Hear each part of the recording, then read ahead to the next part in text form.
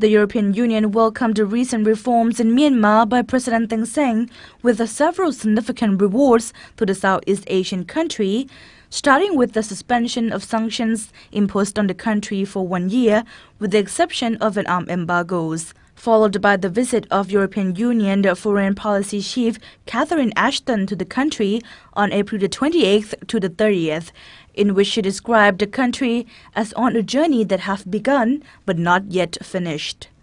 During the trip, she presided over the opening ceremony of the European Union office in Yangon.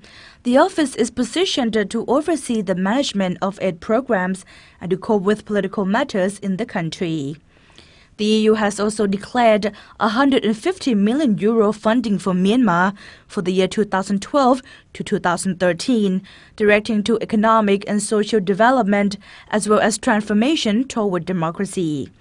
Around €100 million will be available for health, education, alleviation of poverty, and support for civil society in the next few months. There are several programs we are keen to support, in particularly the rural areas and the agriculture, because we believe that the investment will come to the cities like Yangon or Mandalay, for example. But it's going to be a bigger challenge to have such investment and support for development in the rural areas. And this is where the poverty rate is particularly high. And this is why this is one of the key priorities for us. But we will also work with the authorities on issues like building the proper health system and building the proper education system, because there is a great hunger for knowledge in the country, and we believe that we have the means and the know-how to really support Myanmar in this direction. Yet it has become skeptical that this huge amount of EU money will not be spent on improving Myanmar as aimed. It's very important, it's why we've opened the office, to make sure that we're able to channel our resources, not just from the EU, but also with our member states and with others. I met, as you know, with Ban Ki-moon while I was in Burma, Myanmar as well, in order to talk about how we collaborate.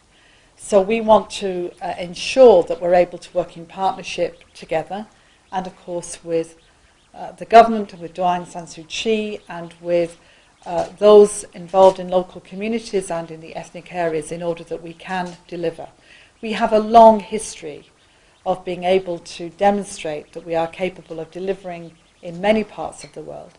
And I think the experience of many of our member states is going to be especially relevant in this country as well.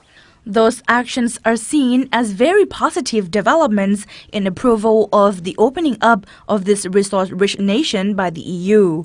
However, this is only a first step for Myanmar in proving itself to the international community that the history will not repeat itself. The word irreversible was a word that was used by my interlocutors, and I think is the most important word of all, because what we want to see are reforms and changes that become irreversible. In order to fully lift the sanctions, the EU is still calling for more reforms in the country, such as the moving from ceasefire agreement to long-lasting peace with the ethnic minorities, the release of all political prisoners, and the guarantee that they would be able to participate fully in the country. While the government enjoys the outcome from the recent reforms, it is certain that more needs to be done for the country to achieve path towards democracy. Onravee, Tangmeesang, reporting for ASEAN TV.